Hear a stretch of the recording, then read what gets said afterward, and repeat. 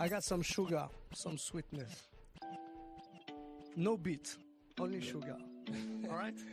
Try this one. Try this one. DJ Muxa. I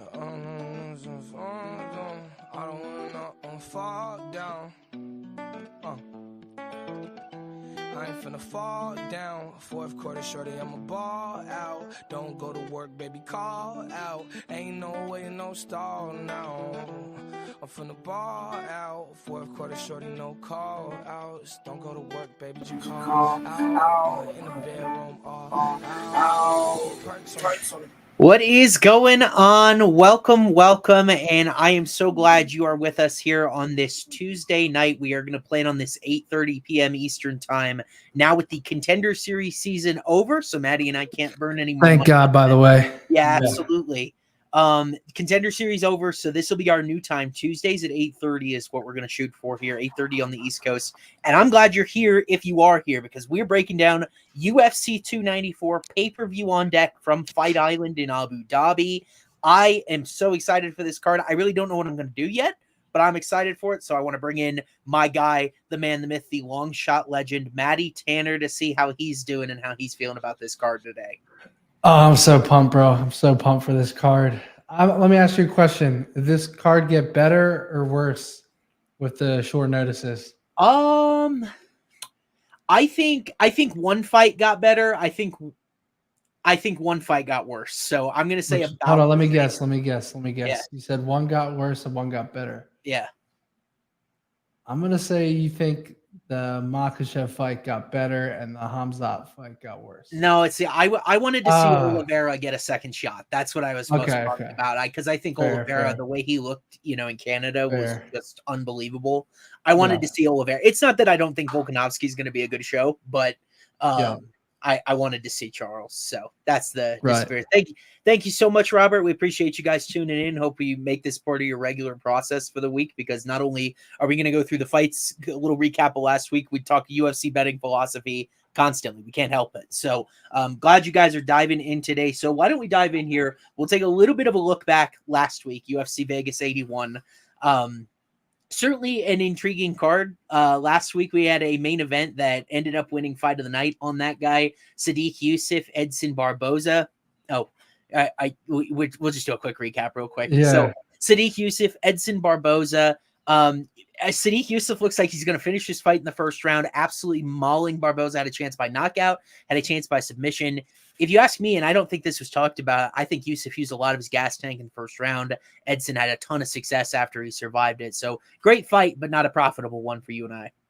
Yeah, not at all. I had the early rounds 1 through 3 finishes for Sedriques and the money line, so that was a big swing on my night. Now, I saw on Twitter after the fight that Sedriques hurt his shoulder and he couldn't throw the straight shots or the rights the whole way after the first round. So it made sense afterwards, because I was like, did his gas tank really go that? Because he didn't look that tired. He was just not throwing. And I was like, what are you doing, bro? And then you let Barboza recover, and I would have had a profitable card if it wasn't for that last fight. So it is what it is.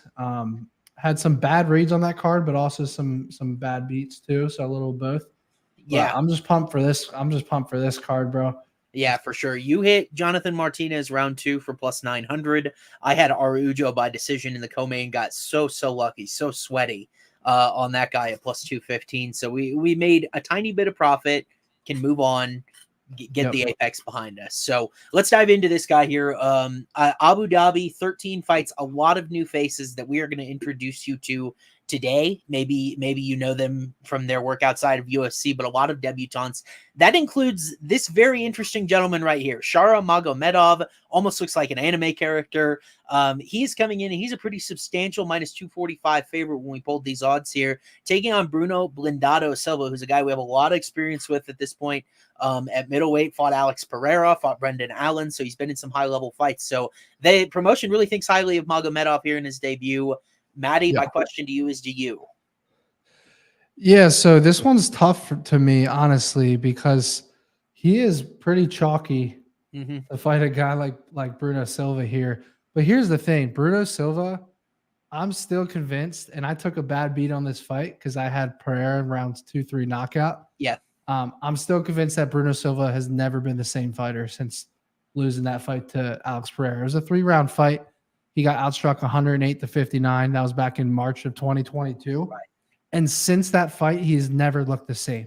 You know, he pretty much got knocked out by GM3. He was a club and sub.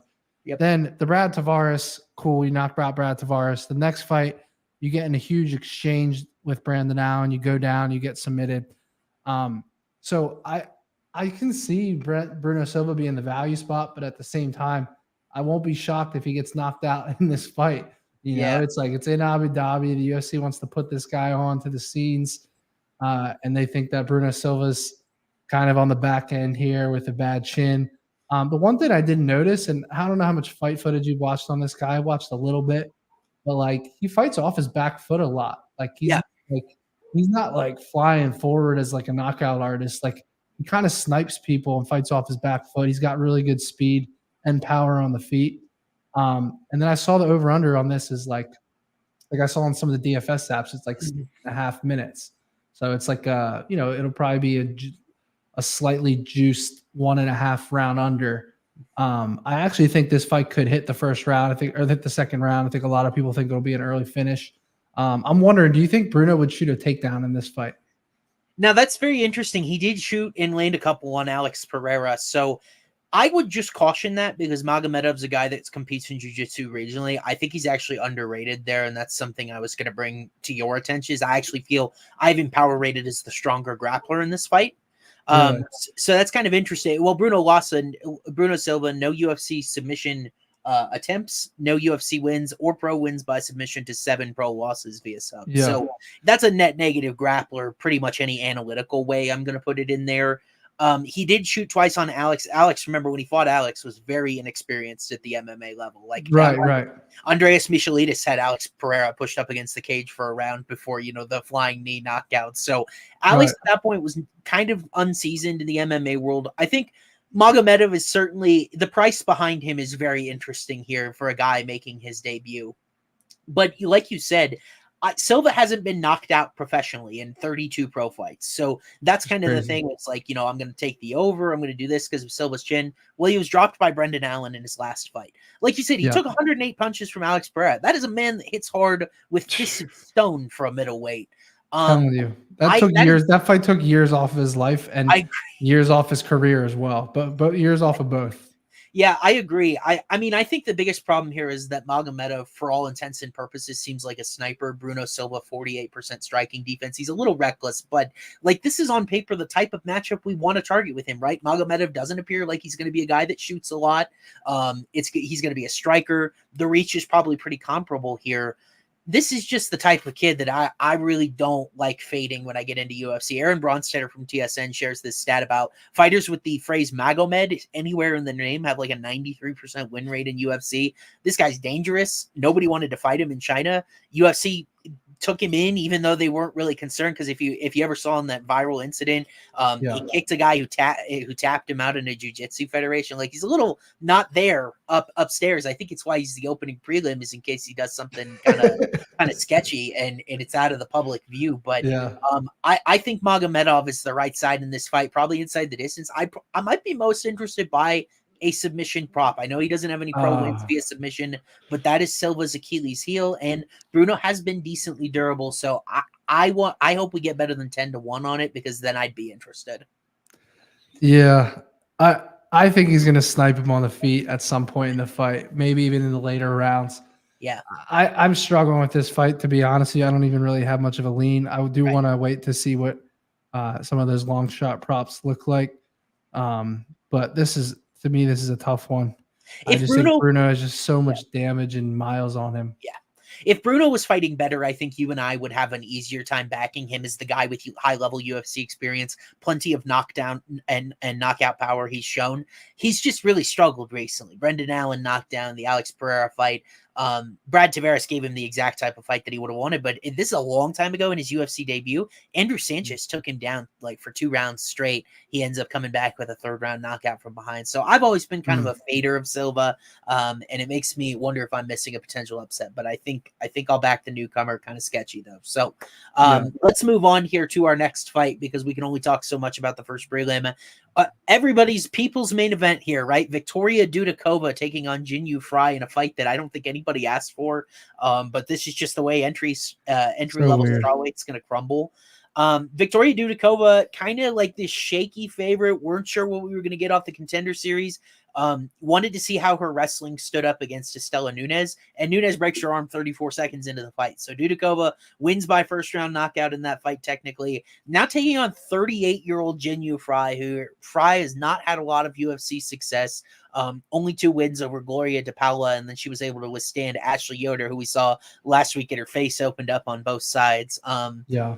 This feels like a prop-up spot for Dudakova, but at the same time, I've got my concerns about her, so I was wondering if you had a significant lean in this one. Yeah, I'll tell you what. I can never get out of my head Frey get chinned by Polyana Viana. To this day, I still can never get that out of my head. I never saw that KO coming. And, like, I'm wondering if I just take this girl to get knocked out here, what that would pay. Yeah, and she had a regional one against, gosh, I forget her name. She's kind of a phenom over in one championship as well. If you could put up Sebastian's comment, Viktoriia's stand-up didn't look good in that Dana White Contender Series outing. It was a train wreck. And I think that's the genesis for this fight is Frey's chin has shown to be pretty vulnerable, right? And Dudakova's stand-up looked terrible. So now you have someone who's a chain wrestler in Dudakova, more of a sambo, judo type of fighter, taking on Frey, who's actually had really good takedown defense in UFC. 89%. I'll get you the exact conversion rate so far.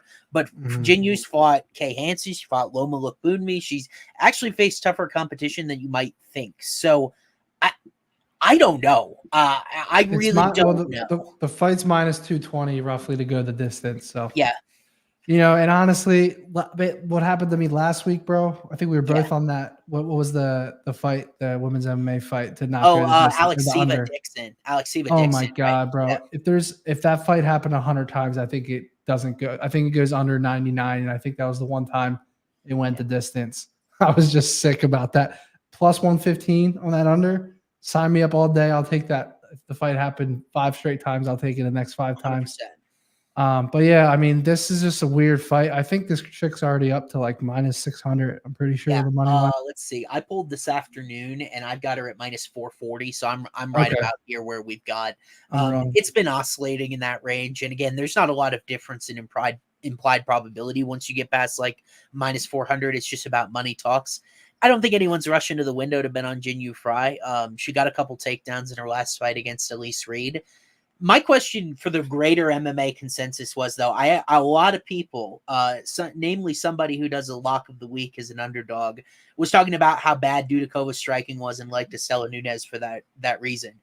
Jinh Frey is not as explosive. She's not a knockout threat, but she can still win rounds by striking and doing damage in this fight if the takedowns don't come efficiently, right? And I almost have like an automatic process play of if you tell me this thing is most likely going all 15 minutes, I might as well take plus 310 in women's MMA because Dudakova very well could get her takedown stuffed, very well could get left at distance. I think Jinhu has a chance to actually win this fight. And at the same time, I shouldn't be surprised if Dudakova ends up taking it down and submitting her. That's what Kay Hansen did. By all accounts, she's a better prospect than Kay Hansen was. So I kind of like Jinh Frey just like as a value play, but I don't feel good about straight picking her to win. I like it. So let's move on. I want to. I don't know. I'll hit the card.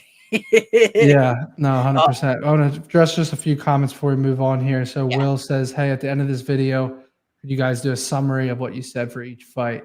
Sure. So we are working on that. I just want everyone to realize that these videos are very early in the week, and we're really just trying to give you guys data, insights, things to think about. And these aren't really Austin and I's official play. So make sure everyone understands that we're not giving out an official pick on every single fight. Both of us do on Twitter. Maddie Betts and Austin, if you want to plug your Twitter. But you guys can find our full cards on Twitter every week, usually late in the week. Yeah, I don't post a card really. My entire preview article drops Friday afternoons on FanDuel.com/UFC/research, and I go through betting, DFS, fight preview, all of that stuff once I make the rounds. Because Maddie and I both talk to people as well in these circles. You have to aggregate opinions if you're going to be in the MMA space, because one guy watches tape and sees something, like another guy watches tape and sees something else. People like me don't watch tape at all, and I look at data all day. So you get a blend of those things into a comprehensive process. We certainly can work on kind of making the recap, but it is just our lean, like you said. So with that said, here we got a banger at featherweight here between a couple of guys that already have a decent bit of UFC success to their name. We know Nathaniel Wood. Nathaniel Wood was talking about wanting better spots, wanting main cards, wanting ranked fights, and here he is buried on the prelims of UFC 294. He's taking on Muhammad Naimov. You'll see his name, Muhammad John, as well. I don't know which one is actually correct, but Wood's a guy for 3-fight winning streak, all at featherweight since moving up. He used to fight at bantamweight. And he's really looked solid against Andre Fili, beat up Charles Jourdain and beat him pretty easily. I'm forgetting Wood's featherweight debut at this point, but he's been pretty solid. And then Charles Rosa, right? It was Charles Rosa. Yeah. Charles Rosa, UFC vet, not with the promotion anymore. But then Muhammad Naimov on the other side. I played poker with Charles Rosa too. He's a good dude. I bet he is. Just like at the Hard Rock. His Octagon interviews and stuff, he does seem like a great dude. But on the other side here, you have Muhammad Naimov. Upsets Jamie Malarkey on short notice, up in weight in a fight he was getting destroyed, landed one right hand from hell, and pulled the upset for Tajikistan and one of their first, I think that was maybe their third win in UFC. We have more Tajik fighters on the roster than we ever have. Wood, with the experience, with a lot of advantages in his corner, is the pretty sizable favorite here, Maddie. Do we swallow the chalk, or do we think that the underdog might be able to do it twice in a row? Yeah, honestly, I think this is disrespectful to Nathaniel Wood. Not the money line, just like giving him this fight this early in the card. Like the dude's, I mean, you can say what you want about the Andre Fili fight, right? Like whether he won that or not, it was a unanimous decision at the end of the day. And that win has aged well. The Charles Jourdain win has aged well. Charles Rosa, that's a solid win. John Castaneda, solid win. So like he's beating good guys, you know? And I think, you know, Muhammad has the power edge in this fight for sure. But I just think Wood's the more well-rounded. He has the pressure, the volume. Maybe mixes in the wrestling here in this spot too. Yeah, I can see a decision win here. I would love to see what that would pay. But yeah, I think Wood gets it done. Yeah, I think there's concerns about Nathaniel Wood's chin. This is a guy that got knocked out by John Dodson at bantamweight, who's also more of a flyweight. Got knocked down by Andre Fili in the first round, wasn't really feeling it. I think you and I are on the exact same page here, where I have a genesis that I love to back fighters that I perceive are seeing a step back in competition. Maddie, just like an informal power rating, do you think Andre Fili or Muhammad Naimov is a better fighter? Andre Fili. And Charles Jourdain or Muhammad Naimov? I'm taking Jourdain as well. Yeah, especially after Jourdain's last fight. I was blown away.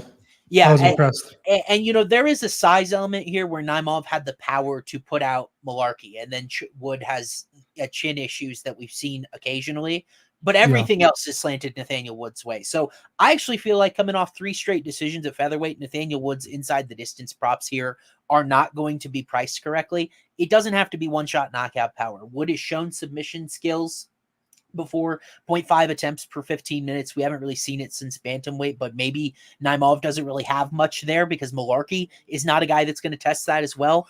Also, the accumulation of damage, the TKO. We see it all the time. You land flush, a guy just starts blitzing forward. Nathaniel Wood has great cardio, great pace, 6.24 significant strikes per minute. So I think Wood is likely going to be undervalued inside the distance here. So I actually like him where a lot of people are pointing to Naimov as one of the more live dogs on the card. What do you think about like a round 2-3 finish? I would certainly prefer that because Wood just doesn't have that one-shot power, right? And Naimov's, at least his regional record, doesn't show a lot of weaknesses with submission. I think it would be more of an accumulation process. And I actually don't even know if Wood has a win by finish in UFC. If he does, it was a while ago. No, it's all decisions. No, he has in 2019. No, he has Couple of 3 subs. submissions. Yeah, 3 straight He's- subs to open his career. So, and like we haven't seen it in a while, but it's there. It doesn't go away. You know, he's He training gets the jujitsu re- every day. Yeah, and if he gets the wrestling going there, Yeah. that's Naimov- interesting. Round Naimov 2, 3 just a- sub. Let me take a look. Yeah, Naimov just a 50% takedown defense in his debut, 3 of 6 attempts for Malarkey. Nathaniel Wood, very efficient wrestler, 54% takedown accuracy. So he's done well there. He's kind of like a short guy for this division, which does help with your wrestling because you have the leverage automatically by nature. So Yeah. I really like Nathaniel in this spot. Yeah. Round 2 submission, 12-1. Round 3 plus 1400. Pretty spicy. Pretty spicy. Those are solid. Yeah, and if you look at his 3 submission wins in the UFC, all 3 rounds 2 and 3. Yeah. No, none early.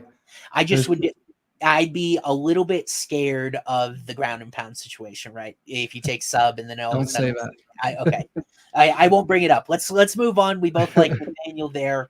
Another heavy favorite here to consider, although certainly with less UFC success. Anshul Jubli coming in, won road to the UFC back in February. I liked his opponent. Jekka Sergey, I believe was his name. I liked his opponent in that fight. Jubli kind of went to a split decision. I was unsure of him regionally. And he flat dominated Sergey. Sergey didn't seem interested in defending takedowns whatsoever. So Anshul Jubli wins road to the UFC in lightweight. He's going to get the easiest test that I think UFC can throw forth here at lightweight with Money Mike Breeden. Knockout losses quickly to Alexander Hernandez and Terrence McKinney. But we did see him go 15 hard minutes and arguably win or compete with Natan Levy. So I don't think Money Mike is a lost cause entirely. Anshul Jubli, you got questions, but I just am curious where your measuring stick might be with this fight. I think Mike is a live dog here. I do want to go back and watch some more footage on both guys. Yeah. But I think this is definitely dog or pass for me. Yeah. I've always been a big Alexander Hernandez. Like he's been streaky, but like, you know, I don't judge him for losing that to Alex Hernandez back in 2021. And then Terrence McKinney, like if you lose to Terrence McKinney in round 1, it is what it is. Yep. The Natan Levy fight, like he arguably could have won that. I just think this is an okay dog spot. I'll probably pass on the fight as far as an official play, but yeah, definitely not back in the chalk here. That's for sure. Yeah, very interesting. Where everything about this setup in Abu Dhabi, the only UFC men's Indian fighter on the roster, like you kind of would think it is a prop up spot to the best of his ability. By the way, Mike Breeden just in there less than 2 months ago, getting knocked out by Terrence McKinney, so a little bit of attrition concerns there. That's a good point. Yeah. I don't see Jubli when I watch him as like a power puncher, whereas McKinney, Hernandez, they kind of are guys that fly out of the gate with extreme power. Jubli is much more so technical. He's willing to mix in his wrestling, but Mike Breeden defended Natan Levy's advances really well, and Levy is a guy that is more physical, large for this division, throws big kicks, and he outstruck him back in Orlando in December. So I don't know. Now, Breeden's 34. The chin concerns are definitely there. Interestingly, this fight is actually just very slightly favored to go the distance. So maybe odds makers hinting a little bit at an early finish here. And there are a lot of different outcomes in this fight that would not surprise me. It wouldn't surprise me if based on competition level, because we don't have any sort of measuring stick for how good Jubli or the opponents he was facing on road to the UFC are. Breeden could be the better grappler. Breeden could be the better striker. Jubli, as the younger athlete in his prime, higher ceiling, could be better at both. I'm with you. I think it's totally dog or pass for me, man. I would never lay minus 330 with Jubli. I know your boy Clint did in one of his parlays earlier that he announced from the Die Hard. I wouldn't feel good about it. I really wouldn't. I think it's dog or pass. Yeah, I'm with you on that. For sure. I did again. Don't know if we'll have an official recommendation there. We may get one from this next fight though, because he's a guy that you hit 10-1 on in the last time we saw him. Sedriques. Oh man, my boy Dumas. Yeah, in Jacksonville, a long way away from Jacksonville in Duval County this week in the UAE. He's taken on Abu Azaitar, the relative. I actually don't know if he's brothers, cousins, whatever his relation to Ottman Azaitar is. But like, this is the first time we've seen Abu since the potato incident. Infamously during like the COVID lockdown, he brought in this mysterious bag to his hotel room. Dana and UFC said, "WTF is that?" and kicked him off the card.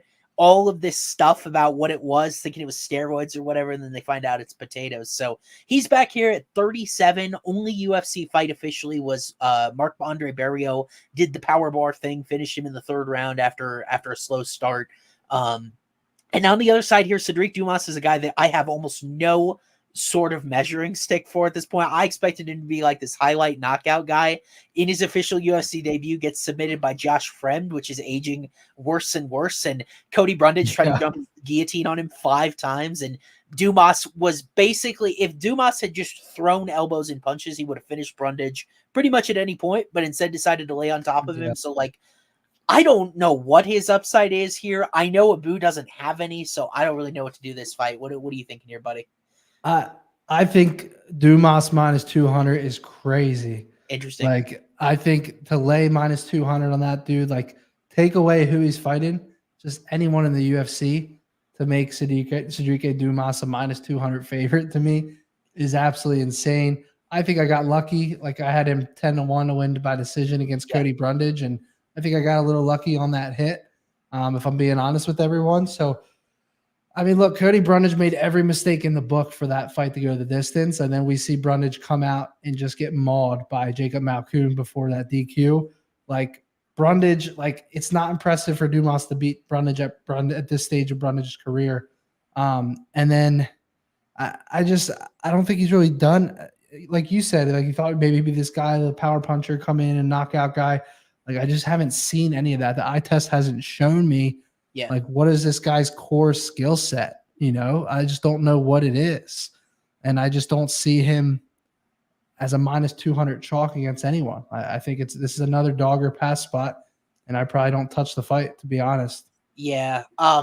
There's some really difficult complications about this. Like, the thing about the Azaitar is, like, the more you dig deep, they're kind of in UFC from when UFC was initially expanding out here to the Middle East. And like, they have a relationship with the Prince of Morocco. And there was all this, nepotism at play as to how they got in UFC in the first place. Ottman hasn't fought very well. Abu was knocked out in his first fight. I think this is intriguing, though. This is the first guy that is going to strike against Sedriques Dumas. And I think that does make a difference in that we really haven't seen Sedriques where he was at his best regionally, because he's had to defend takedowns since he got here. Azaitar, just 0.5 per 15 minutes landed, 25% accuracy. His wrestling stats are pretty trash across the board. And I don't think it's like his primary, like, I don't think that's what he wants to do. Furthermore, Dumas showed he had a nice guillotine on the Contender Series. That's how he won the fight in it to start. So like, I'm weirdly leaning toward the side where Dumas is worth like a parlay piece at minus 205. Big athleticism gap here with a 10-year age gap. Big ability gap, as you're talking about Dumas and the way he threw kicks regionally, and Azaitar, much more of a boxer, doesn't really have those sort of dynamic kicks. I think this is a highlight knockout spot for Sedriques Dumas. I really do. I don't trust I could get behind that much quicker than the money line. That's for damn sure. Yeah, absolutely. It just depends what we get in a first round knockout, because Dumas has actually now gone out of the first round in both of his UFC fights. Like, do we get a little bit of a price discount there? So we get maybe 3-1 with a first round knockout. Then I'm starting to get, oh my goodness. Now we're talking. See, this is the thing. It's like, I don't know about this. And then they wag 6-1 in my face. And I'm like, yeah, now the juices start flowing. Yeah. And then you look at it and say, oh, if it gets the chasm. Yeah. This is one of the most athletic middleweights on the roster against one of the least. It is a chasm. Azaitar's 5'9". I don't even know if he cuts weight. I like, he's just so small for this division. So you're starting to sell me. You really are. You're starting to sell me.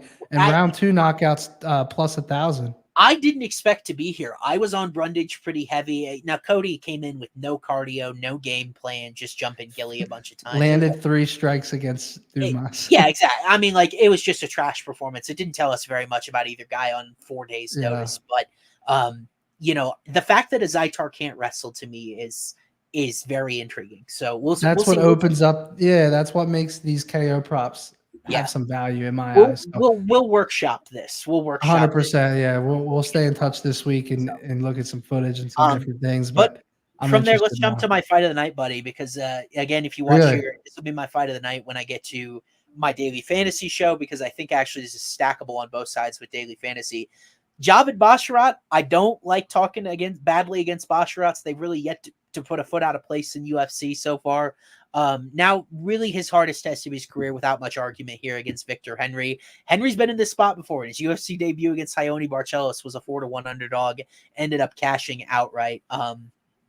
Henry since has lost to Rafael Assunção, got a couple takedowns, some control time to eke out a win there. And then Henry actually had a better striking differential against Tony Gravely than Basharat did, which is why I think UFC made this matchup. So Basharat, one of the biggest favorites on the card, Maddie. Are you looking to support him just like we did Farid a few weeks ago in Paris? When's this guy going to get a finish, He doesn't have a single finish. Like he's every week he's like minus 400, minus 500.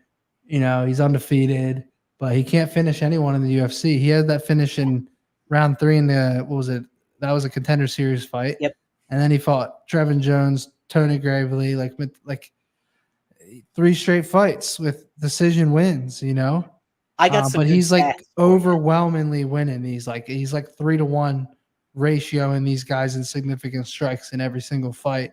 Yep. So the dude's pretty good defensively. Yeah, I've got some interesting stats for you on this fight if you'd like to listen to them. Since 2010, these guys have made 43 combined pro appearances. Neither one of them has been finished in any of those. So historical durability on the side there. All 6 of their UFC appearances have gone the distance together. And it's like you're thinking, when is Basharat going to get a finish? I liked Farid inside the distance in Paris, his brother, because he was taking on Cledson Rodriguez, a guy that was much smaller than he was, a natural flyweight, had an opening. Henry's very durable. I actually was able to run my model on this fight because we have over 45 minutes of fight time for both guys. I've got this 89% to go the distance. So I'm showing value even at the absurd number it is because I've got it like minus 810 to go the distance is what my model is running back. Now, you'll never see that, especially when Javid is expected to win so handily. This is kind of what Victor Henry does. He's a cardio warrior, puts a lot of volume out there, over 17 significant strike attempts per 15 minutes. I think if Basharat wins this fight convincingly, it'll be via his wrestling. That's how Assunção got to Henry. I think Javid might be able to do the same, but Henry's just been so durable. I think we've got a long haul fight no matter what here. But have we seen Henry go up against like actual submission threats? He got Barcelos. Barcelos is a black belt, several submissions. Assunção is a black belt, several wins by submission. Gravely is not a great measuring stick because he's just kind of like the spam wrestler that has cardio issues. Both of these guys easily handled him. Henry, though, is aging. We have him hit there at 32. I've actually got Henry at 36, which is accurate. So he's a little bit older than you might think. He's a little long in the tooth for bantamweight. I think that's the concern. This kind of reminds me of that fight between Kyler Phillips and Ioni Barcelos, where Barcelos, a little bit more proven, did have a little higher level of competition, but a little bit longer in the tooth, and Kyler was just so much ahead. I think that's how I feel about Javid here. Like, I don't feel inclined to go to Henry on the money line, even though I'm expecting a pretty close fight that goes the distance. Yeah, Javid to win by points here is like minus 150. Yeah. Fight to go the distance is, you're probably going to see that come in at around minus 300-ish. Yep. And everyone that wants to back Basharat is going to look to the finish props, right? Because he's a giant favorite. They don't want to pay the juice on that. Think about what we saw last week with Chris Gutierrez. He was just so much better with distance management that he never got touched by Alatang Haili, right? Yeah. I think there could be that sort of gap in that Basharat's not landing a lot of fight-ending offense, but he is winning the fight pretty handily. That's kind of how I agree. I think the only true threat there is if he gets a late submission. I think otherwise, I think that decision win sounds pretty good, even at minus 150. Yeah, agreed. So good fight there. Can't say this one's going to be the same. I am so intrigued to hear your opinion of this. I wonder if it'll mirror pretty much where all of us are with this fight, because we know basically nothing about Muhammad Yahya. Making his UFC debut, not great regional competition, but he is becoming the first fighter from the United Arab Emirates to make his debut in UFC on home turf. So he's in the red corner. He's going to get the home crowd bump, and he's taking on Trevor Peek, who is a guy that you and I talked about before his fight with Shepe Mariscal. I said I like Shepe because I don't think Peek is UFC caliber. I still feel that way. Here's why I have drama with this fight. I don't know if Yahya is either. So Maddie, please help. Yeah, man, I don't have a ton of insight for you on this. I do think that if there's a fight, Pete could look good here on the feet and get a knockout. I think this could be the one. For sure. I haven't had a ton of time to spend on this fight, truthfully. From what I've seen, like Yahya counter strikes a ton, Yep. but he is very hittable and can get knocked down at times. So I think that kind of plays into what Trevor Pete could do here. So, I want to see what the KO props look like here, but this is not a fight that I'm very confident on whatsoever. So intriguingly, in another book that is not FanDuel, and I will let you guys find it because I'm not going to mention it by name, I saw peak up to minus 166 today, which seems absolutely absurd to me. I have no idea how odds makers or anybody could be that certain about this fight. Here's some things that I know about Muhammad Yahya now. Training partner of Khamzat Chimaev. A few Instagram photos and stories. Khamzat gets around a lot. He trains with a lot of different dudes, but there is some faith that he's got high-level training here. Trevor Peek is not good. He was losing handily to Malik Lewis on the Contender Series, and then he goes in, UFC debut, knocks out Eric Gonzalez with basically no opposition whatsoever, and then in his fight against Shepe, takes a ton of damage. Like, those were violent punches being landed on both sides, standing hammer fists. Like, Peek has a lot of power, 1.28% knockdown rate so far. This fight is a heavy favorite not to go the distance, and I totally agree because I think one of these guys is just going to be clearly superior to the other. It's just so confusing to me because I put myself in this headspace. Why would anybody at an American domestic sportsbook not bet on Trevor Peek here? Popular, fan favorite. We've seen him have UFC success. Like, who's rushing to the window to bet on Yahya? And he's plus 110. So that's my concern here for Trevor. Yeah, I'm with you. I'm staying away probably. I need to look at this fight a little bit more, but we won't spend too much time on this one. Yeah, interesting. I thought you might like Peek stronger. A lot of people do, but we really don't know what to expect. So featured prelim time after that.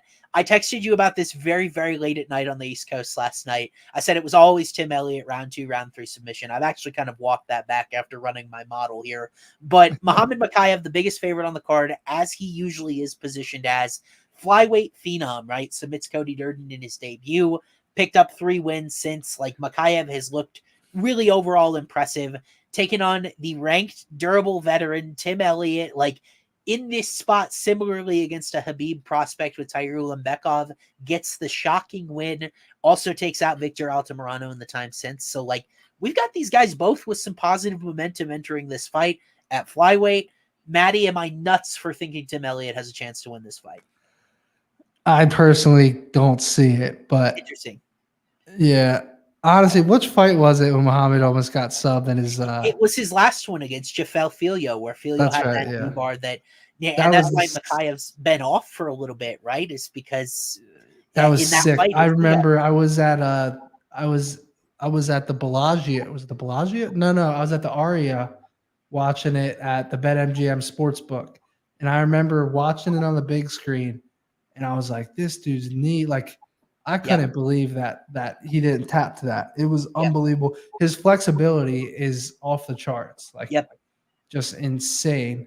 But I think this dude's the real deal. I really do. I mean, he's finished 3 of his 4 opponents in the UFC. He even got that late neck crank in that fight where he probably should have been submitted and tapped. Right. The early submission win against Cody Durden obviously has aged well.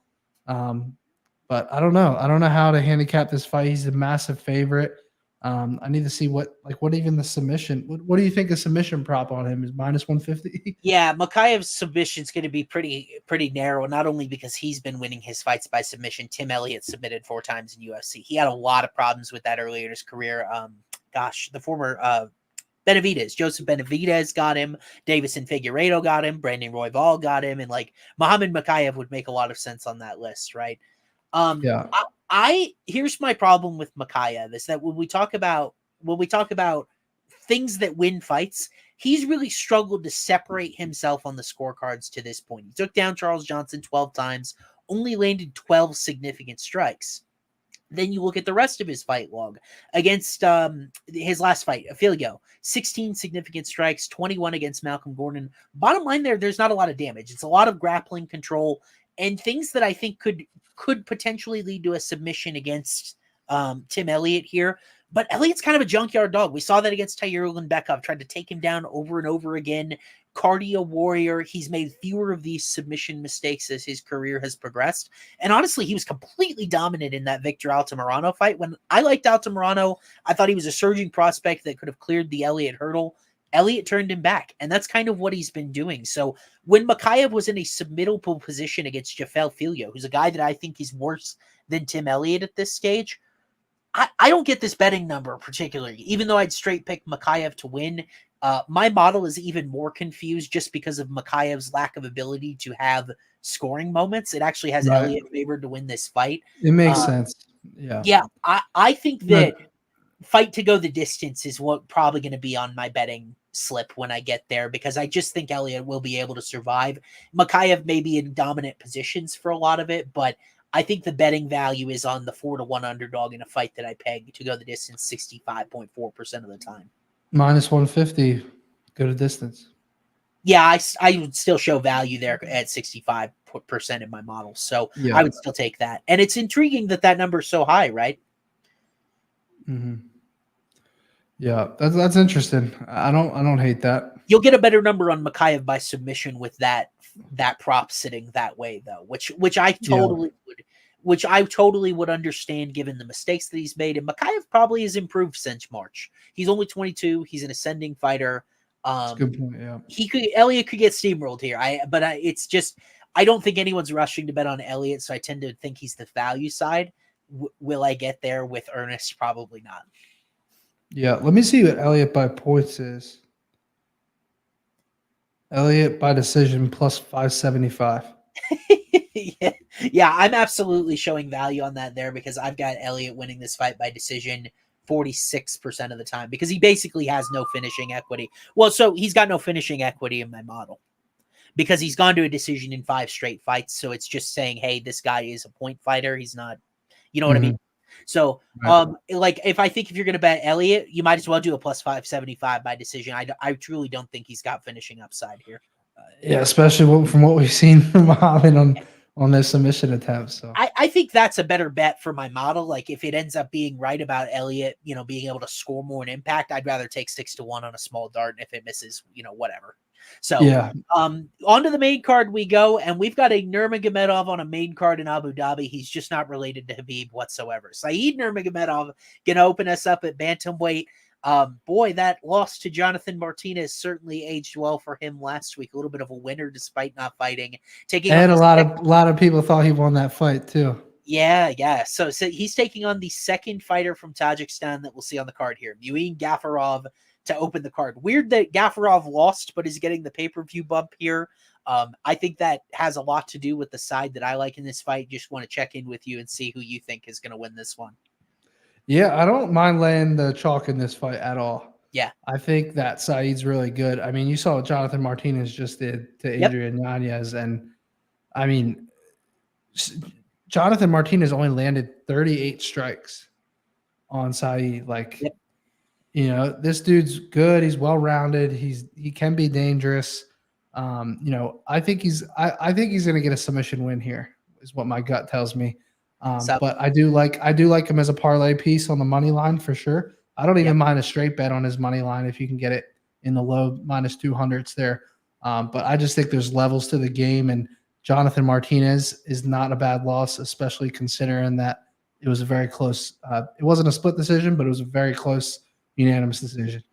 Yeah, absolutely. And like Gafurov, not only did he lose to John Castaneda in his UFC debut, he didn't look very good. He got a point deducted because he was sloppy, made some mistakes technically there. Like, I think this spot is about Saeed as well. He's actually got this underrated career, submitted Cody Stamann in a few seconds. We had that insane fight with Saeed Yakub Kakramanov, right? Where Kakramanov was kind of dog walking him. All of a sudden he found a ninja choke out of nowhere, right? Yep. I think the level of competition here is not even close. Saeed's very efficient. Like, you and I will be coming back to Saeed when we build our parlay at the end of the show, because minus 230 to me is a great number. I've got him. I can't run my model because of Gafurov not really having any sort of sample, but I'm guessing if I was setting this line, it'd be much closer to like minus 400 in Saeed's direction. Yeah, and it looks like on FanDuel it's already up to minus 260. So if you guys like this spot, I would try to find the best number right now and get it in. But yeah, bro, this might be my favorite. This might be my favorite on the card. At price, I'm with you. I 100% at price. Yeah, Yep. at its value, I think it's my favorite. I'm not saying it's my favorite. I'm not saying it's my lock to win the fight. I'm saying at the number he's at, I think it's my favorite bet and favorite. Yeah. Totally agree. So glad we're on the same page there. We might end up making this pretty quick through the main card. We have a lot of lopsided lines on it. In fact, the smallest underdog is actually Volkanovski in the main event, so it's not profiling to be a super competitive main card. But the next fight on it here between Ikram Aliskerov was originally in kind of a fringe ranked fight here with Nasruddin Naimov.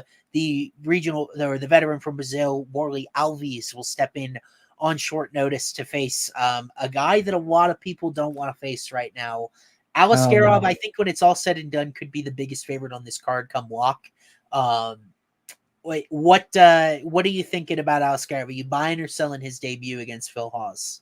Here's what I'm thinking. I'm trying to find a reason why I shouldn't hammer him inside the distance, even at minus 250, minus 275, whatever the number is.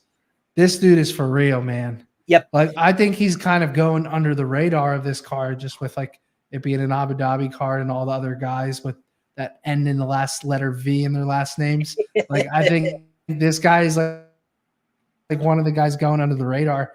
Like, bro, if you go back and watch that fight against Phil Hawes, like rewatch it, that 1-2 was so sharp and so clean. I rewatched it today because I was like, maybe it's just Phil Hawes being chinny. I went and watched that, bro. It was so technical and so quick and powerful.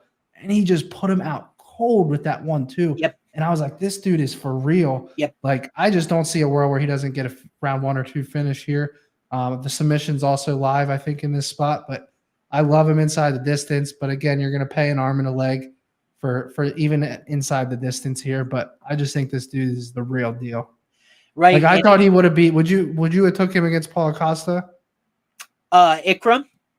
Yeah. Wasn't he originally scheduled to fight Imavov. Oh, okay. I would have had to think against Imavov because Nasruddin's distance management is so good. Like, I don't see him as a guy that is prone to getting finished. But, man, I absolutely would have considered him. That's for sure.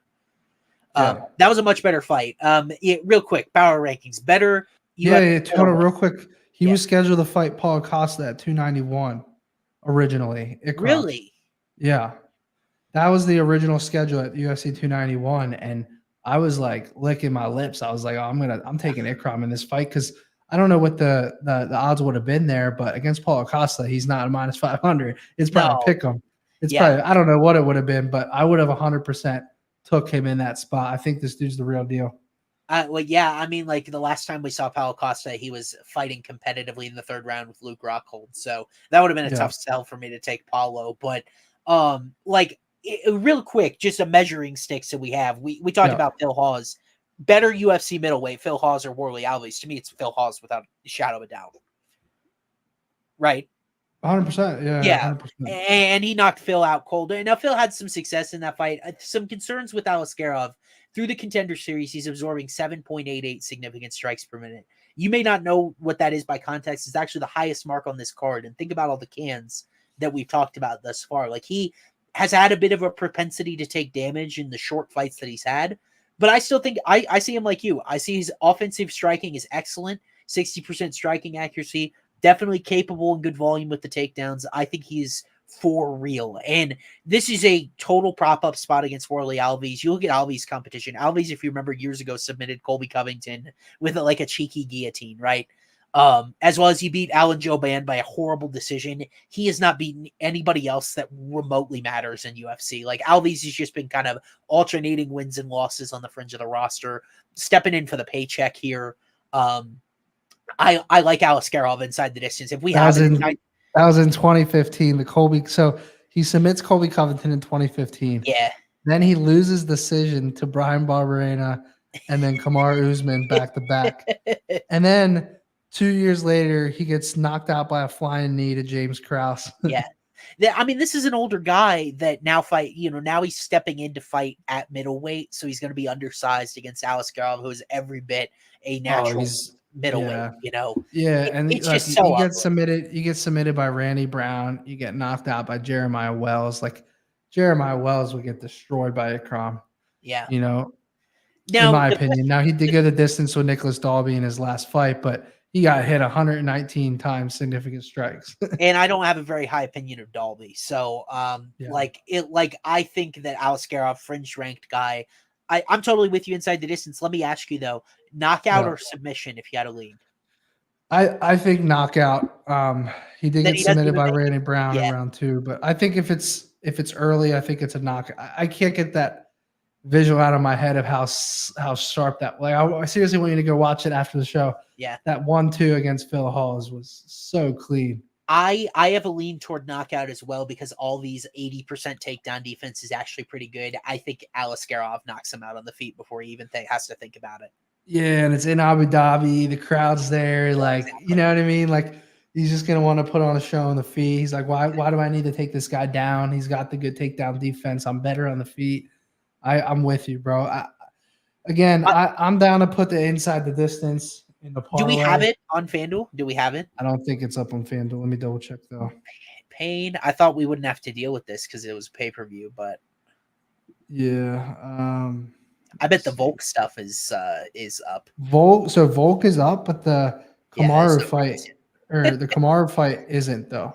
Okay, so when we pulled these odds, it was minus 500. Alaskarov now minus 670 on FanDuel, so he's entering free square territory. So, I don't even know if we're going to be able to lay anything short of minus 300 on inside the distance without the round. If I get a knockout at around minus 120, 150, I'm in for that. Yeah, you're talking first round. Is that? Yeah, I guess you're right. I think first round's gonna end up around even money, bro. I really do, and I think I'd take it. It's kind of like Hold on, I gotta look now on another site. Give me a second. I gotta know. Here you go. Yeah. Is Ikram in round 1 by knockout plus 250? Oh, we're cooking with gas now, bro. Sign me up for that, bro. Dude, that's a get off the stream, and I am jealous of you that you're allowed to go with lock other books lines in. Go lock that in right now. Go lock it in right now. 2.5 to 1 for this guy. You can just get him. You can get him in round 1 at plus 110. So that's KO or sub. But I like that 250 number. I really do.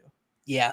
All these cardio, by the way, if you do round 1, maybe you sprinkle round 2 because he really fell off a cardio cliff against Jeremiah Wells and Randy Brown. So the cardio is getting really bad for him. Maybe you sprinkle round 2 just in case. So we both like Ikram there.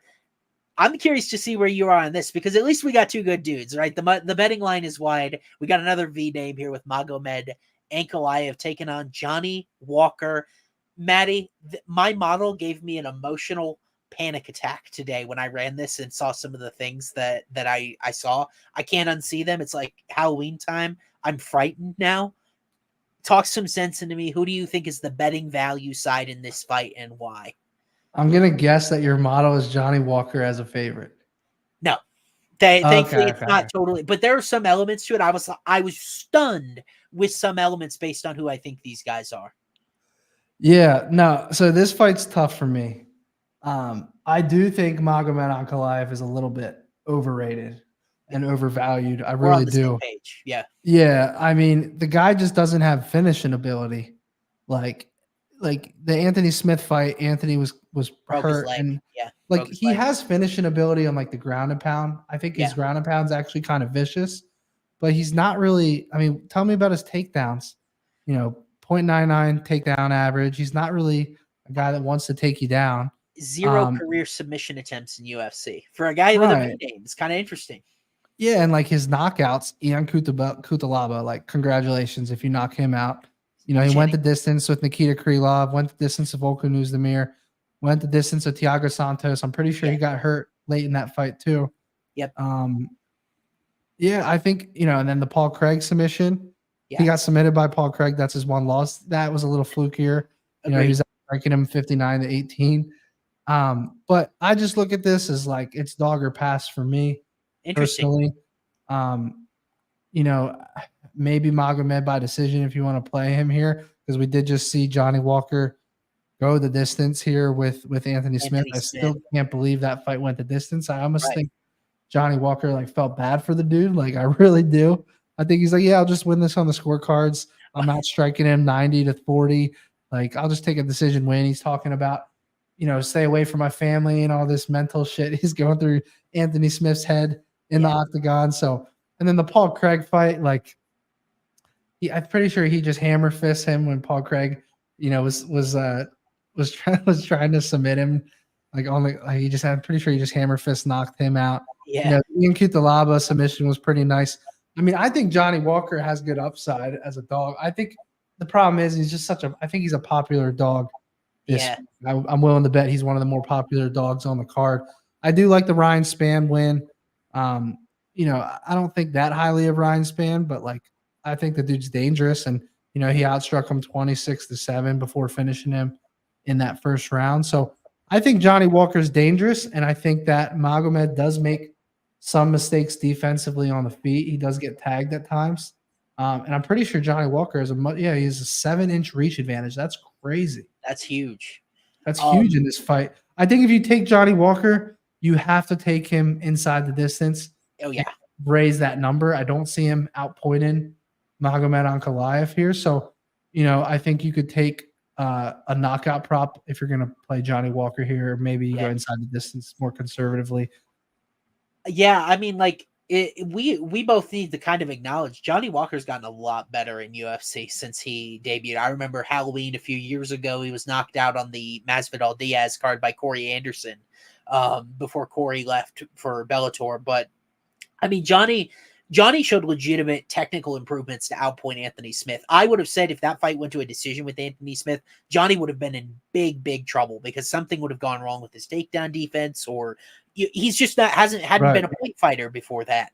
If he can start to use this long reach he has, not only with his hands, but with his kicks, and like use it responsibly, this dude's going to be a problem because we know against chinny guys, against guys that are willing to get hit, he can do that. And we really haven't seen any vulnerability from Ankalaev with that. Magomed really pulled the shoe with his wrestling in his last fight, which, by the way, terrible fight against Jan Blachowicz. And I think that's my biggest struggle with Magomed. 100%. He only averages about 7 significant strike attempts per minute. He just doesn't do anything. And if Walker is willing to go into the fire, and he can really, I wouldn't be surprised at all if Johnny just put on the gas and Magomed just didn't know how to react and ended up going out.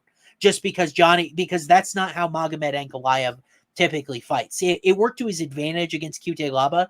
Cutelaba's crazy chinny, The thing I texted you about today is that I was hoping to get longer than 10-1 on a Johnny Walker submission because he's the one of these two guys that we have seen with some submission juice. Pretty slick against Cutelaba, who does have his own submission warts, but Johnny looked really good on the ground in that fight. Like, he knew what he was doing, and Ankalaev got caught by Paul Craig, has never authored a submission attempt.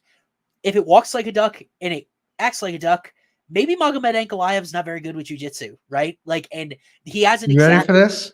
You ready for this? Yeah. Give it to me. Johnny Walker by submission plus 1,800. I'll be betting it. I'll be bet. I think I have to when Walker now is at 1 submission attempts per 15 minutes. He just doesn't fight very long. We haven't seen him had to use it. Johnny showed some chin issues against Jamal Hill. I think the world of Jamal Hill's striking. So, like, he had right on the button. I remember him falling backwards and going straight out in that fight. Like, I think of Jamal's striking on a totally different level than almost everybody. It's really been just Jamal and Corey Anderson. I think if Johnny's chin holds and he's willing to put the offense out there, I think he wins this going away. I really do. I like Johnny in this fight a lot. And I was not expecting to be there. A couple of the other stat. How about this? I would never have guessed this. Magomed Ankalaev's knockdown rate is higher than Johnny's. I would have not have guessed that, but that's just how little offense Ankalaev puts out there. 1.24%. Johnny. That makes sense. Yeah. So that makes sense. I never would have guessed that because I think of Johnny. Johnny has top tier power at light heavyweight. This dude, didn't even have 2 feet on the canvas and knocked Paul Craig out with short fists, right? Yeah. It's spooky power if he connects. Yeah. What's crazy though is the more we were talking about how he's the reach advantage and he's, he changed the gyms and now he's like he's more patient and technical and like he's kind of developing. Yeah. I almost think that like I could see him Dude's doing more damage and winning the decision too. Yeah. That number is only around +5 or +600. That submission is crazy upside. And then the knockout obviously is the most likely outcome if he were to win as an underdog. You ready for this? My model is totally split from the market on this, and like last week I was split from the market on Yusuf Barboza. It ended up going the decision, so it's right sometimes. I've got fight to go the distance at -174, and it's not bad. It is favored to end inside the distance handily. So, like the decision prop you're talking about, Ankalaev in the top 10 has been a decision machine. In fact, all 4 of his last 5 by decision. That might be a sneaky, cheeky angle in this fight to think it goes over. Certainly over 1.5 rounds, but maybe even the full distance, dude. Yeah, no, I agree. And the only reason I don't love it is like I feel like it's lost value just because like he's both these guys are coming off of decisions, right?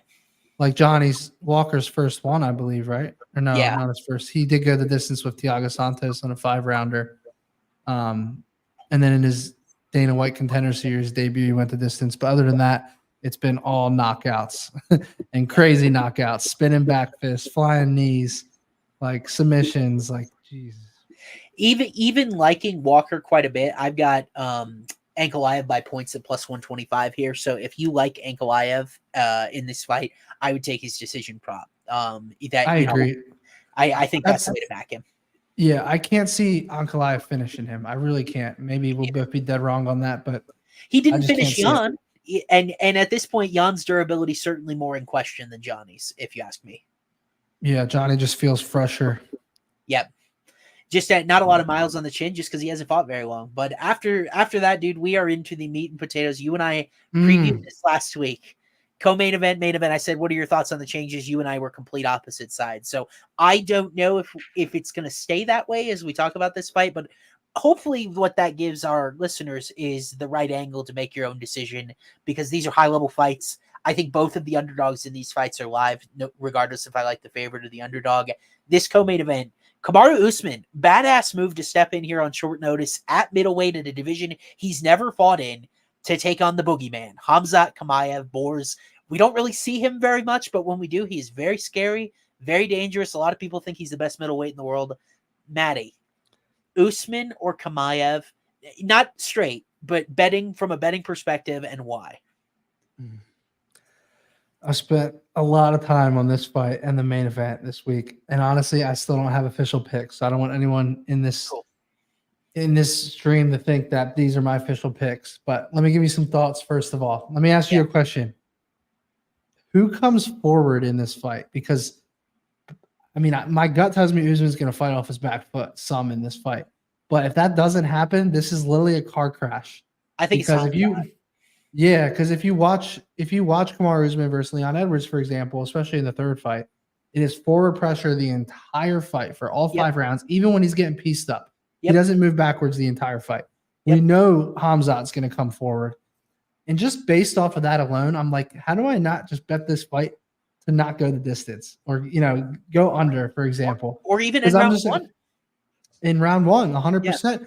And the other thing I think about, is Khamzat, I think, has a better chance of getting takedowns in this fight just because I think his defense has a better chance of holding up against Kamaru's takedowns than I think. And even though Kamaru is the 97% takedown defense, it's against much smaller guys with much less wrestling pedigree. True. I think that Khamzat's just the bigger guy here. Here's what I'll say. Khamzat was able to take Gilbert Burns down a lot, and I know Gilbert doesn't have the takedown defense Kamaru does. The problem is Khamzat didn't really want anything to do with Gilbert on the ground. It's different here. Yep. I think Kamaru Usman is going to be way more vulnerable on the ground to get finished than Gilbert was because Gilbert can fight off of his back, right? He's got the jiu-jitsu skills on the ground, but he also has that striking offense off the ground, the kicks, the hammer fist, everything. Yep. And he's dangerous off his back and dangerous on the ground, whereas Kamaru is the better wrestler than Gilbert, but when it gets to the ground, I think Khamzat will be looking for a finish versus with Gilbert, it was like, let's stand back up and strike. Yep. So that's another angle I'm looking at this fight. That's another way I'm looking at this fight is another thing that makes me like the fight to not go the distance as well. Now, I think Kamaru has the cardio advantage, but I also think that it's on short notice. But even short notice, I think he has the better gas tank here, especially in a 3-round fight. However, gun to my head, I could see Khamzat just outworking him. And I know this contradicts everything I just said, but I could see him outworking him and winning the decision if he just wrestles him the whole fight. But I just think that I'm like contradicting myself so much here. I think that if it's plus money to not go the distance, would you take that? Plus money to not go the distance, like as in oh yeah, for this fight to finish early. Oh yeah. And like Usman's legendary durability is probably why that would be the case, right? It's because we really haven't seen Usman. He didn't lose in UFC until the Edwards head kick, correct? So he's at least made it to the final round in every single UFC fight he's been in. I'm dead wrong. So the fight to go the distance is plus 160. Yeah, that's what I thought. It's Chimaev. It's Chimaev, right? And we saw how he came out against Kevin Holland. He had a really high pace against Gilbert Burns as well. Like, this dude comes out to finish. He is not around to point fight and hang around for 3 rounds, but his cardio held pretty well. I teased you last week, and I wanted to test my own hypothesis. I think Kamaru's done. At the same high level he was, and the reason why is because you look at his career-long stats, and they're impeccable. Kamaru's striking defense, 54% overall, plus mark for his division at welterweight. It was just 26% against Leon Edwards. And I know Leon is really good. Leon landed 50% of his strikes historically before that Usman second fight, landed 74%. So there were plenty of openings on Kamaru. And I think the problem for Kamaru is he was able to get those takedowns easily in the first Edwards fight, 4 for 15 on his attempts in the second fight. And he's 36. And this is a dude that is built off of his size and his physicality. There are some things we really don't know about Kamaru, how he looks going backwards regularly, what he looks like off his back. Have we ever seen Kamaru Usman on his back? Other than that one round against Leon Edwards where he got the trip and like he didn't get back up. Edwards was there the rest of the round. So, and look at if you rewatch the third fight in the trilogy fight, like Leon, like this is why I said I think that if Khamzat takes Kamaru down, he's a much better chance of keeping it down there and finding a finish. I think Khamzat will be up in 5 seconds if he gets taken down, maybe 2 seconds. Like, I just think he'll be able to sprint right back up to his feet. I don't see Kamaru at this stage of his career being top heavy enough to hold a guy like Khamzat down. I just don't see that unless Khamzat's gassed. Then I think that's different. Then that could be a different story. But man, my head's spinning on this fight. I don't have any official pick as of right now. I am going to work on this fight the next 24 hours and make a video and a prediction. But I'd be lying if I said I'm confident on really anything in this fight. I think Khamzat inside the distance here seems like it's what you like. So interestingly enough, this first time this has ever happened, I ran this model. FanDuel had Chimaev at minus 295. I have Chimaev at minus 295.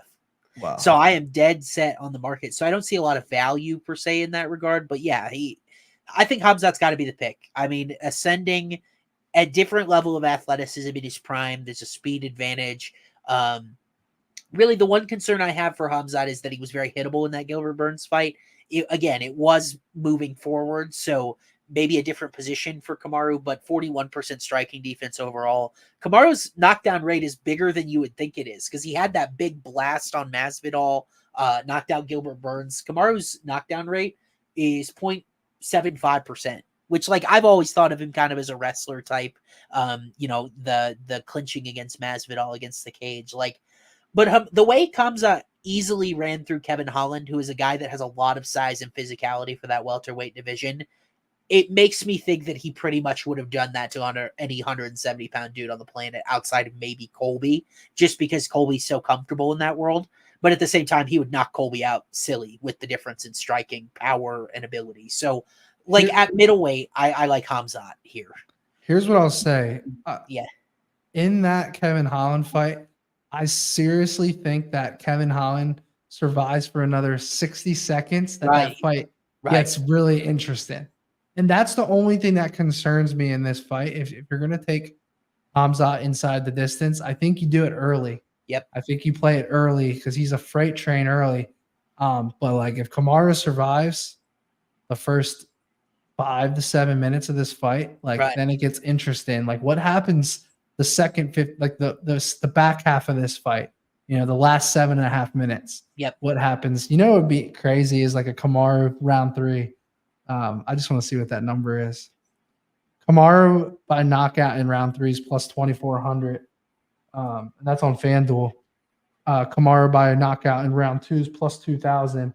I think if you're going to play Kamaru, you look at the round 2-3 knockout. You know, just looking at the sheer fact that we've seen Khamzat gas a bit in the Gilbert fight, and then also if he spends so much energy early trying to get Kamaru out of there the way he did with Kevin Holland, it's interesting. But I don't know, man. I've pretty much given you guys every angle in this fight. I've said Khamzat could win a decision. Khamzat could knock him out. Khamzat could submit him. Kamaru could win late. Like that's the thing with this fight is I'm going back and forth on it way too much. Yeah, I mean, like I certainly have more conviction. The same thing, but you're talking about how Chimaev gassed against Gilbert Burns. He still won the 3rd round. Like that was the deciding round. I had it 1-1, and he won it. But so, Gilbert was gassed. That was just both those guys were pretty drained. Right. I just rewatched that fight today. So that was my favorite fight I've ever watched live. I was at that fight live. And that fight was better. That wasn't even the co-main or main that fight. It was the 3rd fight. Yeah, it was the 3rd fight. It was incredible. But yeah, man, I have a tough time with this one. I'm gonna work on this fight a little bit more here in the week. I think my gut tells me Khamzat finishes him. Yeah, but I think I hope that Chimaev is juiced to submission because I think standing KO. I think Khamzat blasts him by knockout. The thing is that if I tooled Khamzat against Leon Edwards in my model, Khamzat would be about a minus 625 favorite, and Leon decimated Usman. You really can't see anything that Usman did well in that second fight. Like it was a noticeable difference, right, between the first fight and the second fight. Now this one's on 10 days up in weight. I have major concerns for Kamaru. So. Interesting. I saw your eyes gleam up when I said Khamzat would be a minus like 600 against Leon Edwards. Yeah, because I think the world of Leon Edwards. Yeah. Which is why I struggle with this fight so much because a lot of people are low on Kamaru because of Leon Edwards, but I think Leon is really good. Let me pull. I mean, like I still feel like Edwards' takedown defense in the 60s. I think if the fight would have looked exactly like the Kevin Holland one, he'd take him down. Size, physicality. I think he'd take him down and submit in the 1st round. That's how I feel that fight would look. Yeah, if you guys want to hammer for Leon plus 500, I get it because he's really, really good. But I think Khamzat, especially for Leon, is a difficult matchup. Like Leon will have more success against Colby because Colby's got pillow fists and you know, it's a different type of matchup. Khamzat is a hammer in both areas. So maybe I age differently if Kamaru ends up pulling the upset here, but I think Khamzat's on a one-way bullet. So you lean the knockout versus the submission. I do because of Usman's takedown defense. I do. Just to give everyone context on that, Khamzat by knockout plus 240 on FanDuel, Khamzat by submission plus 300, and Khamzat by points plus 300. Pretty even between the three. Do you have 1st round knockout? 1st round knockout, Khamzat Chimaev, round 1 knockout plus 550. Cash it already. I'm confident, man. I'm confident. All right. Usman was so hittable. 26% striking defense. That is worse than any individual performance of Trevor Peek's career. He got lit up by Leon. And Chimaev is a guy Chimaev is a guy that comes forward, lands over 7 significant strikes per minute, great accuracy. He was teeing off on Gilbert Burns a little bit too. So but look at who's Khamzat's faced. Like Gilbert Burns is the only good fighter he's faced. What about Kevin Holland? You and I both like. Yeah, you're right. Yeah, but he didn't strike with it. Yeah, he submitted. He landed 0 strikes. 0 strikes for Khamzat and 0 for Kevin Holland. That was a jiu-jitsu match. I'm still gonna say he outstruck him. How about that? 0-0. I'm gonna say based on the eye test. Remember he also mauled the Leech, Jigliang. Right? Yeah. So up until the Gilbert Burns fight, 1 significant strike was landed on Khamzat in 4 fights. Yeah. That's Yeah, crazy. I mean, he had some really bad, like horrible matchups early in his career, but I feel like his competition is okay. We talk about all Reese this McKee, bro. Reese McKee. I didn't realize he fought Reese McKee. Reese McKee. So he knocked out Reese McKee in the first couple minutes of the fight. Yeah. He outlanded him 40-0. Obviously, Yeah, this he was a just takedown. sat on top of him with his right hand, Right. pounding his face in. But Reese McKee has gone the distance with Alex Morono and Angelusa. Yeah. I mean, that has actually aged decently well. The fact that he finished him so quickly. Because Reese McKee's kind of a guy that's looked at as like, he's a pretty tough dude. He goes the distance and he can take shots. But the wrestling's just too much when you have a guy mount and just tee off on him. I certainly think I just feel like Khamzat is different. That's the way my model sees him, and that's kind of the way I see him too. But a little bit hittable, so I think there is a little bit of drama there. But let's move on to the main event, Maddie, because we've had people in chat going back and forth. I like Islam. I like Volk. When you have two guys this good, you can make arguments for both of them. Okay, like I don't think Maddie and I are going to throw the lock button out here on either side here. I wish it wasn't on 10 days notice because I don't think we'll get either guy's best here for the rematch because of that. But Islam Makhachev, Alexander Volkanovski too. It is time to settle this now. Maddie, you leaned last week. You said just top of my head, no research. I think Islam at minus 160 was a great price. Well, he ballooned up to minus 265. So I think it was minus 200 because Volk was plus 160. Oh, okay. Word. I did like Islam. Yeah, I did like Islam's money line at minus 200. I think when you just look at who this guy is, and I know Volkanovski, probably best 145er ever and one of the goats of the sport. But I think just based off of principle, you're getting a guy in Islam who is fighting a guy off on short notice in Abu Dhabi, right? One loss in his career early on, undefeated since then.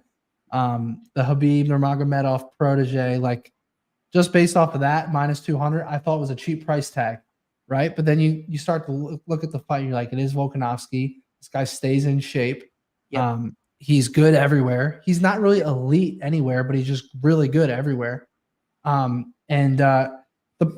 keep coming back. This is a fight that, like, I don't want to hammer a money line on either guy. I want to figure out what's going to happen and win on an exact prop, like in a long shot. That's how I look at this fight. And there's one prop on this fight that continues to stick out to me that I cannot stop looking at. And if I even want to make it get greedier, I could do the individual round props here. But I like Islam by knockout. And I'm going to tell you why. This number right now, if you look at Islam by decision, it's plus 190. If you look at Islam by submission, it's plus 250. Islam by knockout is plus 550. Okay? 5.5 to 1 in a 5-rounder, right?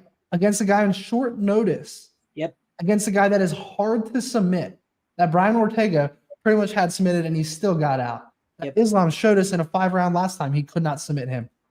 And I think you should really look at those body kicks. I think those body kicks this fight could be the difference. He throws those vicious body kicks with Volkanovski marching forward.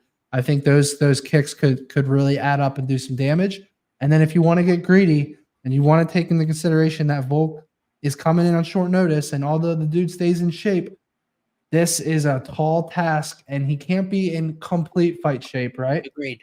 You look at rounds 3 through 5 knockout for Islam, plus 3,000 round 3, plus 3,700 round 4, and plus 4,700 round 5. Tell me those aren't good for at least 1/10 of a unit on each round. Please tell me.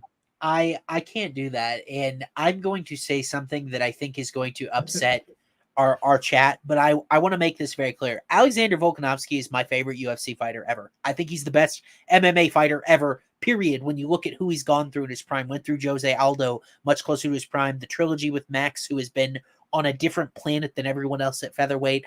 At his weight class, I think Volkanovski is the best MMA fighter of all time. And I have him as the best analytical striker in UFC of all time. But you and I have referenced this stat on the show. Volkanovski's prime is over because fighters that are over 35, which he now is, he turned 35 in September, are 29-1, with the draw being Valentina Shevchenko against Alexa Grasso, which might have been a third win, might have not been, right? they are 229-1 against fighters younger than 35. So being 35 or older in title fights is a death sentence. And Volkanovski now on 10 days notice. We think about the first fight against Islam. We were like, it was pretty close, right? It wasn't really close. Islam landed 60% of his significant strikes. Volkanovski landed 48%. Islam controlled over 7 minutes of the fight. Volkanovski had a couple minutes on top from that one sweep at the end, right? So, like, it wasn't as close as you remember it. I invite you to look back. Yeah, if Volk wins this fight, he's obviously the GOAT. I think he already is. I don't even think it's up for debate if he wins this fight.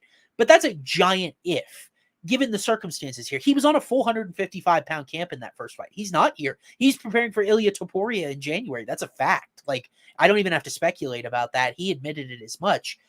I'm concerned about Volkanovski in this fight, and I love your angle with knockout because I think it's going to be the better value side versus a submission. And Volkanovski, we talk a lot. Charles Oliveira is a great submission offense guy. He's not as good defensively with the submissions. He's been submitted before in UFC. He can leave openings. Volkanovski's submission defense is excellent. It's almost ironclad.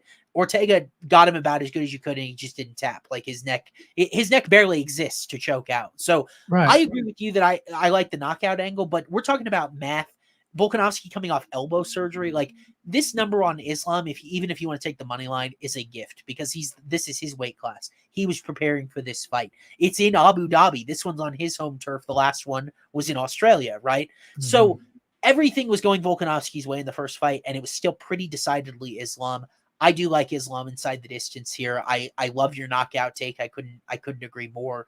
I'm not only worried about Volk here, and we go, whatever, it was on 10 days notice to Islam, and we go, I think when we come back here in January, Maddie, I think Ilya Topuria is going to beat Alexander Volkanovski because Volk has hit this ceiling that time and time again we see is not a place where UFC champions go and they have regular success. I'm just playing the trends. I'm playing the mathematical averages. And this guy's my favorite UFC fighter ever. But like, Topuria has the skill set that I can see it. He's only 26 years old. There's a giant athleticism difference at this point. Volkanovski's an elite master of distance. You're like, I don't know if he does anything elite. Doesn't have great knockout power. Doesn't have any submission offense. He's a great master of distance at featherweight. I don't think that's the right tool to beat Islam here, and I think it's a tool that may not be enough to beat Ilya Topuria in January. So I couldn't agree more with your take, and I really think Islam is the value side here. What number would you need on Topuria money line to play it? Oh my gosh, plus 150. I'm serious. Hold on. I swear to God on my life, I had plus 150 in my head, the exact number. I knew you were going to say that number. Yeah. I mean, it's just the thing is that I don't think I'm going to have to make that choice because Volkanovski is the dominant champion. Like, right. I mean, like, I totally agree. He'll be minus. I don't know if there was a potential fight odds on that. I haven't seen it, but I think he'll be minus 275. Yeah, agreed. I mean, just because of the reputation that he's built at featherweight, I feel more confident in that if Topuria had gone through Holloway first, so I could get a real measuring stick of like how that would stack up. Yeah. But at the same time, I might get a better number on Ilya because he didn't. I like that fight to go the distance. Yeah, Topuria Volkanovski. I agree. Yeah. I think I'd lean that way once I plugged it, especially since Topuria just went the distance with Emmett. You know, not a huge like knockout power guy. Neither is Volkanovski really. So I'm with you, but we're getting off topic here. I think Islam may have overlooked Volkanovski a little bit because he's just this short guy coming up from featherweight. Islam just submitted Charles Oliveira, who's one of the most dangerous offensive lightweights ever. Maybe overlooked him a little bit. Everything is slanted his direction. I will be tailing you if round 3-4 knockout, 3-4-5 knockouts on your card. I will tail you with a 1/10 of a unit as well because I think you're on the track. Honest to God, I was even thinking about the round 2 sprinkle too. Just because the odds are so big, and I'll be devastated if I do round 3 through 5 and it's round 2. Yeah. But here, I just want everyone that's watching this to think about something. Okay. Think about how many scenarios there are that Islam could get a knockout. Volk's coming off of the injury or the surgery, right? If he has some sort of injury in the fight that goes wrong, that's a TKO. Considered a TKO, right? If Islam gets a takedown and gets ground and pound, we know Volk doesn't give up the submission. That's a TKO. If Islam finds his head on the feet or a big body shot and the ref stops it there, that's a TKO. What else is there? If Have you mentioned ground and pound yet? ground and pound, DQ, Yep. there's just so many ways that this knockout could happen. And for it to be priced more than 2x the submission, I don't get it. I really don't get it. I think that I know Islam, is more of a submission guy, but we saw what he did to Bobby Green. When he had that submission, he ended up getting the ground and pound. We know Volk is very indestructible when it comes to submissions, and obviously being finished in general.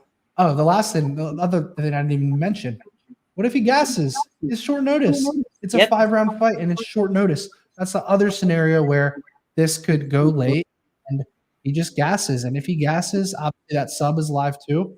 But I just think there's a legitimate 4 to 5 scenarios where Islam could get a knockout win here, or a KO, TKO, DQ, which is what every sportsbook pretty much takes. And I just think there's stupid value on it. I'm definitely going to be playing at least rounds 3 to 5, maybe rounds 2 through 5. If Islam comes out and starts him in round 1, I'll just retire from gambling. But I really do think that these are definitely live here. The problem with the money line is it keeps soaring. I knew my gut. I should have took the -200 right when it came out. Yep. But that's the tough part. Yeah, but aren't you like me a little bit, where part of doing this like semi-professionally, trying to do this, profitably every week, is that Volkanovski is a guy that I don't want a large sum of money against, because he's so good everywhere, because he's so well-rounded. And I know he's 35, but like, would it surprise me if this dude, because he's so special, bucked that trend twice, beats Islam, beats Gaethje, beats Chimaev, whoever it is? No, because like I told you guys, he's my personal GOAT of MMA. So like, I don't want a large sum of money against him. I don't want to lay 2-1 with Makhachev. I'd rather sprinkle, like Maddie's saying, just a situational buy the spot, buy the metrics, buy the value. And like, if Volk ends up winning this fight because he's Volk, like, I'm not going to be upset. I lost 0.3 units. So that's kind of my methodology for betting on this fight, is I don't want to have a lot against Volkanovski. Yeah. No, I'm with you. I 100% get it. I do think Volk will be the public bet for sure. Oh, I can give you these are not FanDuel splits. These are unnamed, not to be mentioned splits, but I found some betting splits on the internet. 65% of the bets on Volkanovski, 61% of the money. So he is a public underdog here. Yeah, the fact that there's less money than tickets encourage it. I like that. A little bit of sharp play toward Islam. By the way, I'm pretty sure these splits also factor in like parlay editions, which is where Makhachev most likely will be used for his money line most often. By the way, Chimaev Usman about 50-50. So that's very intriguing. Yeah, and the money line's going. It's gone towards Khamzat, right? Yeah, whatever you do, if your person gives you Usman because Usman has never been an underdog in UFC before, literally cancel them and don't listen to their subscription and never talk to them again, because it's the stupidest trend that this version of Kamaru Usman is not the version that knocked out Jorge Masvidal silly a few years ago. Yeah, no, I agree. And it's funny is 6 months ago, a year ago, the odds were completely flip-flopped. Yeah. Khamzat was a close to 2-1 dog. I mean, fight. If that fight had happened that was at 170 though, which is a big difference. I think prime Usman would have had a much better chance to survive that version of Chimaev than how they exist today, if that makes sense, which does change things. I thought Kamaru was kind of underrated for a long time. Like, he was usually undervalued. He was like -300 in spots where I had him like -700. But he's not that same dude anymore, which makes me sad. Yeah, agree. So, all right, let's get the gens of parlay. Yeah. Now, absolutely. Full disclaimer: we've lost 3 parlays in a row, so we're due to hit this one. We definitely need to build one that'll get us in the green here. Agreed. So nothing crazy. Like, we can win 3.5 units here, get in the green. I'd be down for that. Yep. I'm gonna go leg number 1, Saeed Nurmagomedov money line. Couldn't agree more. So that's -235 on leg number 1. What do you got on leg number 2? Let me take a look here. I actually am gonna throw a Makhachev Volkanovski angle at you and see if you like it. Okay. Let's see. Which honestly, I wouldn't be mad if we kept the main out of the parlay. Okay. Well, I was going to say, let's hear it though. Let's hear it. Main event to start round 3 -310. Oh my god. Let's come back to that. Give me Yeah, something forget else. it. It's Let's not come back worth to it. that. It's not worth Yeah. it. Saeed's like a perfect type of leg. If only we could have Alaskarov by inside the distance in there, whatever it's coming back at. Do you have like a Yeah, regional number or a different book? I mean, I can estimate it and just take another line that is similar to it on FanDuel, you know? Yeah. I mean, I'm like I just can- looking at these pieces. Yeah. Like, I think Nathaniel Wood is an interesting conversation. The odds that fight goes all 15 minutes to judges that might completely blind him Rob could worry me a little bit. Yeah. I'm kind of looking at a lot of the numbers just aren't up on FanDuel. Yeah. If you guys like anything in the chat, put it in the chat and we'll take it into consideration here. Yeah, absolutely. I think I was not expecting to run into these issues. You want to throw honestly, just because we can't go crazy on these props and we don't have access to much, I'm down to put Dumas money line in there. Are you for real? I'll do it with you that strongly. You convinced me, and there's not many options right now just because it's early in the week. So what could possibly go wrong there? Yeah. We'll go Dumas money line. Yeah. Nurmagomedov money line. Okay. And that's already at plus 107 right now. Do we have Khamzat Usman props? Yeah. Or I'm taking. Let me check.